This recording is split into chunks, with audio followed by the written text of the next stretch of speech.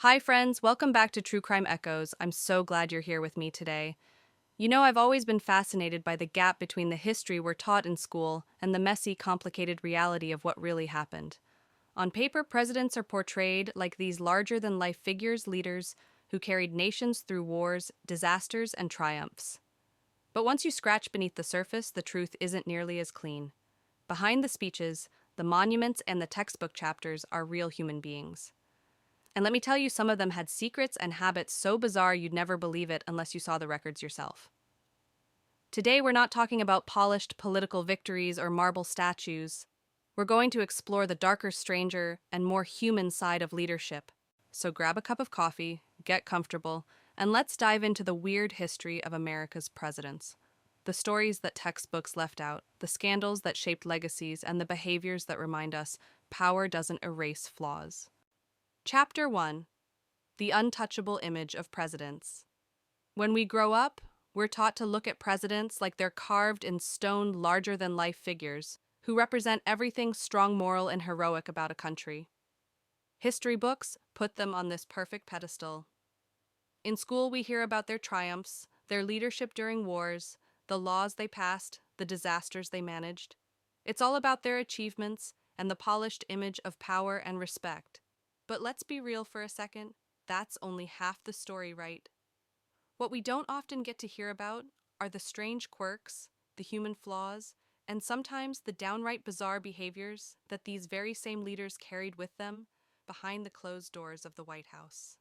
And that, to me, is where history becomes more real, when you see not just the polished hero, but the messy, complicated human being underneath. When I first started digging into this topic, I thought I'd maybe find a few odd habits here and there. Maybe a president who collected stamps, or one who liked to play pranks on his staff. But the deeper I went, the more I realized just how wild and honestly unsettling some of these stories actually are. And it made me wonder, why don't we learn about these things? Is it because they don't fit the heroic narrative? Or is it because admitting these flaws would make us question the very foundation of leadership and authority? I want you to imagine this for a moment. The most powerful man in the world, the one who's supposed to represent dignity, respect, and composure, is standing in front of foreign leaders or his own staff, doing things that are completely unpresidential, things that make people uncomfortable, things that remind you sometimes a little too much that behind the suit and the title, he's just another human being with quirks, insecurities, and impulses. And that's the part of history I want to explore with you today. Because the truth is, presidents aren't untouchable. They can be brilliant, they can be cruel, they can be visionary, and they can also be deeply flawed. They can pass life-changing laws one day, and then turn around and act in ways that leave everyone around them speechless the next. In this story, I'm going to take you through some of the strangest, most unexpected, and sometimes uncomfortable tales about American presidents that you won't find in your average history textbook. Stories that make you laugh, stories that make you cringe, and stories that make you rethink everything you thought you knew about power. And we're going to start with one of the most infamous personalities of them all, Lyndon B. Johnson, a man whose legacy is caught between groundbreaking civil rights laws and the devastating escalation of the Vietnam War. But what really sets him apart in the shadows of history are the things he did when the cameras weren't rolling. Chapter 2: Lyndon B. Johnson, Power, Eccentricity, and Jumbo. When John F. Kennedy was assassinated in 1963, the country was in shock. People were grieving, scared, and unsure of what would come next. And then suddenly stepping into the Oval Office was Lyndon Baines Johnson. Now following JFK was no easy task. Kennedy was young, charismatic, and loved by many. Johnson, on the other hand, was, well, different. He was older, taller, 6'4", and let's just say he didn't exactly ooze charm in the same way. People found him intimidating, sometimes even downright uncomfortable to be around. And to be fair, he liked it that way. Johnson had this tactic people later called the Johnson treatment. It wasn't just a nickname, it was his entire way of dealing with people. He would back you into a corner, lean in way too close, grab your hand in this tight grip, and just breathe down your neck while he talked. Imagine trying to say no to someone towering over you like that, invading every inch of your personal space. For Johnson, the more unsettled you felt, the easier it was for him to get what he wanted, and honestly, it worked. But that was only the beginning of his eccentricity. Johnson didn't just push boundaries, he shattered them. He was notorious for his complete lack of shame when it came to his body. And yes, I'm talking about what you think I'm talking about. Johnson was famous, or maybe infamous, for exposing himself. He even gave his penis a nickname, Jumbo. And he showed it off more times than you can imagine to reporters, to members of his cabinet, even to foreign leaders. By the end of his presidency, it seemed like half of Washington had seen Jumbo. As strange as that sounds, he didn't stop there. Johnson often conducted meetings in the bathroom. If he needed to use the toilet, he'd leave the door open and keep talking like it was no big deal. If you were unlucky enough to be in his orbit, you might be asked to follow him in. That was his idea of multitasking, and in his mind, it was also about dominance. Nothing said, "I'm in control," quite like giving orders from the toilet, apparently. One of the more infamous moments was when he was out driving around his Texas ranch, sipping his favorite drink, scotch and water. He pulled over to relieve himself on the side of the road, and his Secret Service agents, following close behind, got caught in the spray of his urine. When one of them complained, Johnson reportedly smirked and said, "That's my prerogative." And the truth is, that summed him up perfectly. He lived like the rules didn't apply to him. He also had a love for nudity. He would swim naked in the White House pool often with guests present, and sometimes he even held official meetings that way. There are stories of him stripping down during interviews on Air Force One, casually talking policy while completely unclothed. He just didn't care what people thought, and maybe he even enjoyed making others squirm. But here's the strange part: for all the crudeness, all the bizarre behavior, Johnson accomplished some of the most important legislation of the 20th century. He signed the Civil Rights Act of 1964, ending segregation in public places and banning employment discrimination. He signed the Voting Rights Act of 1965, which made it illegal to block Black Americans from voting through literacy tests and poll taxes. He expanded welfare programs, created Medicare and Medicaid, and established food stamps. So how do you reconcile these two sides? On one hand, you have a man who transformed the country with bold progressive reforms. On the other, you have someone who exposed himself in the middle of meetings, bragged about his anatomy, and escalated the Vietnam War so aggressively that he lost the trust of the American people. That's the paradox of Lyndon B. Johnson. Brilliant and crude, powerful and insecure, a leader who could inspire progress one day and disgust his staff the next. Maybe that's why he's so fascinating, because he reminds us that even the most powerful figures in history are deeply flawed sometimes in ways we'd never expect. And as strange as Johnson was, he wasn't alone, because the next president we're going to talk about, he had scandals that make Johnson look almost tame. Chapter 3: Warren G. Harding, Affairs, Scandals, and Secrets. When you think of Warren G. Harding, you probably don't think of one of the great presidents, and honestly, you'd be right. Harding only served 2 years, from 1921 to 1923, before dying suddenly of a heart attack. Historians usually describe his administration as one of the least effective in American history. But what Harding lacked in political achievement, he more than made up for in personal scandal. Harding was charming, charismatic, and extremely popular with the public when he was first elected. People loved the way he spoke. He had this gift for words. But behind the scenes, Harding's private life was messy, reckless, and driven by his inability to keep his affairs secret. Or maybe the better way to put it is, he didn't even try. One of Harding's most notorious relationships was with a woman named Carrie Phillips. She wasn't just anyone, she was the wife of one of Harding's close friends. The two carried on an affair for about 15 years long before Harding ever stepped foot in the White House. And Harding wasn't shy about expressing his feelings. He wrote her dozens of passionate, steamy letters. In them, he poured out his heart in words so explicit that if you read them today, you'd probably blush. He even gave his penis a nickname, Jerry, and yes, he wrote about it in his love letters. When Harding was nominated for the presidency, he panicked. Those letters existed, and if they ever came to light, they could destroy him. So he confessed everything to Republican Party officials. The solution: pay Carrie to keep quiet. She received a massive sum of money and even a monthly allowance, the equivalent of tens of thousands of dollars today. Harding, in other words, became the only U.S. president we know of who was successfully blackmailed by a mistress. But Carrie wasn't his only secret. Harding also had a relationship with a young woman named Nan Britton, who was just 21 when their affair began. Harding was 52. Nan idolized him, having followed his career since she was a teenager. Their relationship eventually led to the birth of a daughter. Harding never publicly acknowledged the child, but he did make payments through the Secret Service to support her. For decades, people dismissed Nan as a liar and a gold digger. She even wrote a book, The President's Daughter, which was ridiculed and attacked by the press. But in 2015, DNA testing proved her story was true. Her daughter really was Harding's child. As if his love life wasn't enough of a scandal, Harding was also a complete hypocrite when it came to alcohol. This was during Prohibition, when alcohol was banned nationwide. Publicly, Harding supported the law.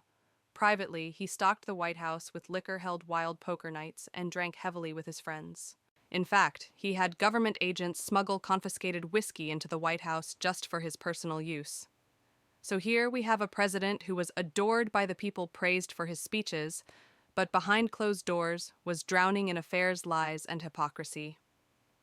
By the time he died, his reputation had already started to unravel. And when the truth about his affairs and secret child came out years later, Harding's legacy crumbled even more. It's almost hard to believe, isn't it? A man who reached the highest office in the land, celebrated as a leader, yet constantly tangled in secrets that feel more like a soap opera than a presidency. And Harding might have gotten away with some of it, if not for the letters, the blackmail, and the woman who refused to stay silent. But Harding wasn't the only president with secrets hidden from the public. In fact, the next one we're going to talk about lived a double life that sounds like something straight out of a thriller novel, a man who literally had surgery for cancer. In the middle of a yacht trip with the American people none the wiser. Chapter 4. Grover Cleveland, A Secret on the High Seas. Grover Cleveland isn't usually the first name people bring up when talking about strange presidents. He served 2 non-consecutive terms, making him both the 22nd and the 24th president of the United States. But beneath that dry little trivia fact, Cleveland carried secrets that almost never made it into the history books. For starters, his personal life was complicated. When he was 49 years old, he married Frances Folsom, who was just 21. That age gap raised eyebrows even back then. But what made it even stranger was the fact that Cleveland had known Frances her entire life. He had been a family friend close to her father, and when her father died, Cleveland became the administrator of his estate. Frances even grew up calling him Uncle Cleve. Years later, she became his wife and the youngest First Lady in American history. It was a love story that left many Americans feeling uneasy, though the press of the time tried to spin it into something romantic. But Cleveland's most shocking story didn't come from his marriage. It came from an illness, something he and his administration went to extreme lengths to hide. During his second term in 1893, Cleveland discovered a rough spot on the roof of his mouth. Doctors examined it and delivered grim news: it was cancer. At that time, cancer was often a death sentence. And for Cleveland, the stakes weren't just personal. The country was facing a financial depression, and if the public learned that the president was gravely ill, it could throw the economy into even deeper chaos.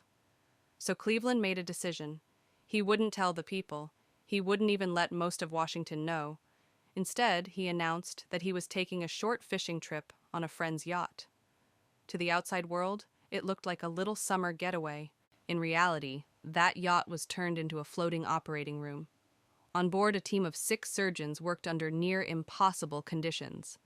The ship rocked with the waves, the air smelled of salt and smoke from the lamps, and time was against them. They had just 90 minutes to remove the tumor, along with 5 teeth and part of Cleveland's upper jaw.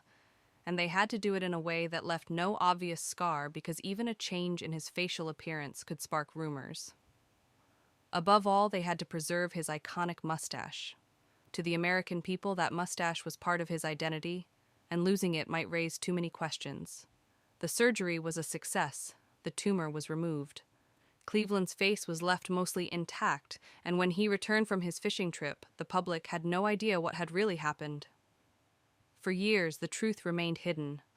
When one of the surgeons tried to tell the story later, he was dismissed as a liar. The New York Times even printed denials calling his claims nonsense. That surgeon's career was ruined. It wasn't until decades later, long after Cleveland's death, that the story was finally confirmed. The secret surgery on the yacht was real, and it had saved both his life and arguably the stability of the country. Still, Cleveland's legacy didn't escape criticism. By the end of his presidency, many Americans saw him as indecisive a man who struggled to stand firmly for the people during hard economic times. But this hidden chapter of his life, this secret cancer surgery in the middle of the ocean, shows just how far leaders will go to protect their image and maintain control. It makes you wonder, doesn't it?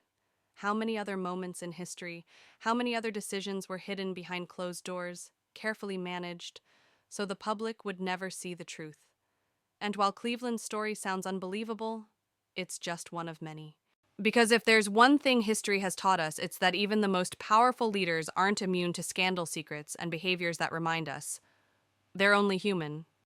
Chapter 5: Power Secrets and the Human Side of History. Looking back at these three presidents, Johnson, Harding, and Cleveland, it's almost hard to believe some of these stories are real. These men sat at the very top of American power, the ones we're told to admire, respect, and even revere. And yet, behind the polished portraits and textbook achievements, we find a man exposing himself in the Oval Office, another being blackmailed by his mistress, and a third undergoing secret cancer surgery on a yacht while the country thought he was fishing. It forces you to ask, what does leadership really mean? Can someone be both a groundbreaking reformer and a deeply flawed human being? Lyndon Johnson proves it's possible. He gave America civil rights legislation that changed lives, but he also left scars with his arrogance and the Vietnam War. Warren Harding reminds us how personal weakness can destroy a legacy. For all his charm and public popularity, his reckless choices made him a president remembered more for scandal than statesmanship. And Grover Cleveland shows the lengths leaders will go to control the narrative, even risking their health in secrecy to protect the country's image. For me, the lesson is simple, but powerful presidents aren't untouchable. They aren't mythic heroes carved from marble. They're people. People with flaws, insecurities, strange habits, and sometimes shocking secrets. The only difference is that their actions, good or bad, echo through history on a scale far bigger than most of us will ever know. And I think that's why I love digging into these stories. Because it reminds us that history is not just dates, wars, and legislation. It's human, it's messy, it's full of contradictions. And sometimes the things that make us laugh, cringe, or shake our heads in disbelief are the very details that bring these larger-than-life figures back down to earth. So the next time you hear a name in a history book or see a statue of a president on a pedestal, remember this: behind every public face is a private life. Behind every title is a human being who made mistakes, told lies, or maybe even jumped naked into the White House pool. That's the dark history of America's weird presidents. Just 3 of them out of 46. Imagine what else is hidden, still waiting to be uncovered. And next time, we're going to dig into another shadowy corner of history, one that touches almost every family in America today. It's about a drug you've definitely heard of, one that's quietly become one of the deadliest killers of our time. That's right, we're talking about the dark history of fentanyl. Thank you for spending this time with me today. I hope you leave with a new perspective, maybe a fun fact to share at dinner, or at least a reminder that even the most powerful leaders in history were not immune to being, well, human. Until next time, take care of yourselves, and remember, echoes of the past are always closer than we think. And that's our story for today. Presidents are supposed to symbolize strength, stability, and leadership, but as we've seen, they're just as human as the rest of us. Lyndon Johnson with his strange displays of dominance, Warren Harding with scandals that followed him to the grave, and Grover Cleveland hiding cancer surgery on a yacht, each one left behind a legacy far more complicated than the polished image we're usually shown. For me, these stories are reminders that history isn't perfect.